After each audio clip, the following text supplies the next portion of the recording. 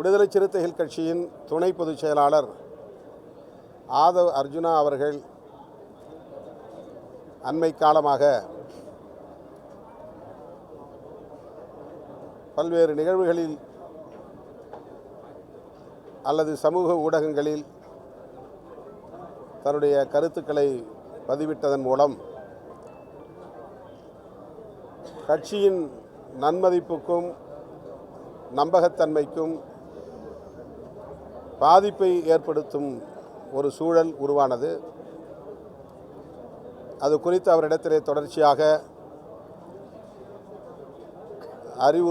அறிவுறுத்தல் செய்தோம்.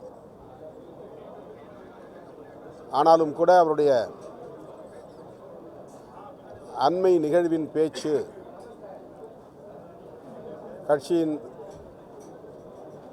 நன்மதிப்புக்கும் தலைமையின் நம்பகத்தன்மைக்கும் எதிராக அமைந்திருந்த சூழலில்தான் கட்சியின் முன்னணி தலைவர்கள் தலைமை நிர்வாகத்தை சார்ந்தவர்களோடு கலந்தாய்வு செய்து 6 மாத காலத்திற்கு அவரை இடைநீக்கம் செய்திருக்கிறோம்.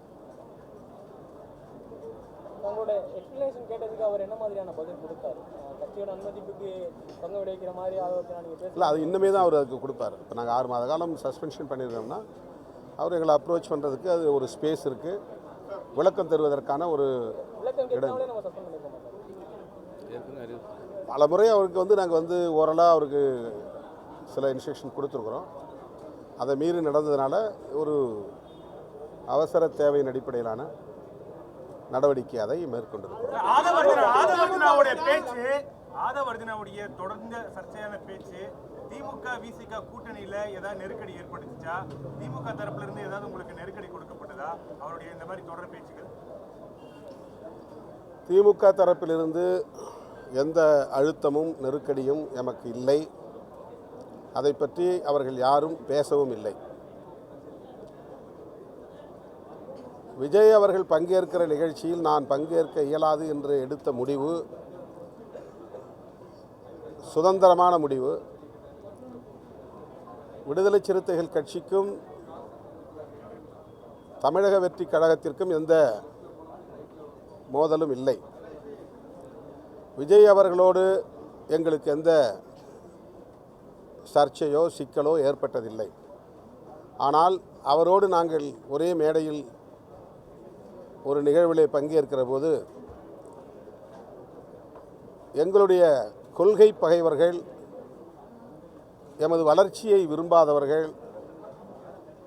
எங்களை வீழ்த்த வேண்டும் என்று கருதக்கூடியவர்கள் அதை ஒரு வாய்ப்பாக பயன்படுத்தி எங்களுக்கு எதிராக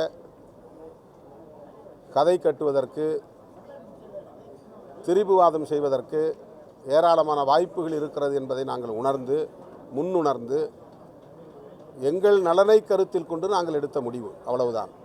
அதை விகடன் பதிப்பகத்தாருக்கு மிகவும் தொடக்க நிலையிலேயே நாங்கள் சுட்டி காட்டிவிட்டோம். எங்களுக்கு எந்த வருத்தமும் இல்லை. அவரோடு நிற்பதை நாங்கள் வேறு எந்த கோணத்திலும் தவறாக அணுகவில்லை. எனவே நீங்கள் அவரை வைத்தே புத்தகத்தை வெளியிடலாம் என்பதை முன்கூட்டியே நாங்கள் அறிவித்து விட்டோம். ஆனால் அதை தொடர்ந்து ஒரு சர்ச்சையாக, பேசுபடு பொருளாக சிலர் திட்டமிட்டே மாற்றினார்கள். அதை அடுத்து அந்த நிகழ்விலே நடந்த நூல் வெளியீட்டு விழாவிலே பங்கேற்ற ஆதவ் அர்ஜுனா அவர்களும் கூட அந்த விழாவிலே பங்கேற்பதற்கு முன்பு என்னிடத்தில் பேசினார். அந்த நூலை உருவாக்கியதில் உங்களுக்கு பங்கு இருக்கிறது, ஆகவே நீங்கள் அந்த விழாவை தவிர்க்க வேண்டும் என்று நான் சொல்ல மாட்டேன். அப்படி உங்களை கட்டுப்படுத்துவது ஜனநாயகம் இல்லை. ஆகவே நீங்கள் சுதந்திரமாக அந்த நிகழ்விலே பங்கேற்கலாம், எனக்கு எந்த நெருடலும் இல்லை என்பதை அவருக்கும் நான் சொன்னேன்.